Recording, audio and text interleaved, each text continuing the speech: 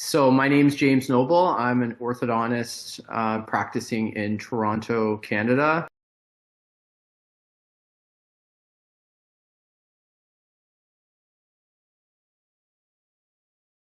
My best advice for practicing orthodontists is our biggest challenge and what determines our joy in practice is having not to deal with difficult situations. And so 99% of the problems we're going to encounter is going to be in adults. And so when we're at the consults, we're essentially deciding if we're going to be married to this patient for the next 2-3 years. And so we have to be very mindful if we want to be in a relationship with that person.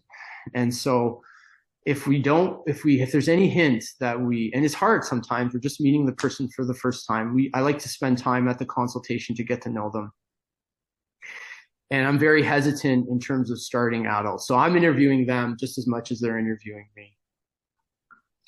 With adults, the key is determining their expectations for treatment. And if their expectations for treatment exceeds what I can deliver, I can't treat that person. And I'm never going to get a happy result treating that person. If their expectations are lower than what I can deliver, then I'm comfortable with them. In adults, my explanation to them is that, say I have a 40-year-old adult, is that their occlusion has been in that comfortable position for over 30 years. And so I'm disrupting that neutral zone and that equilibrium. And there's a potential to open a can of worms. And I explain the benefits and the burdens.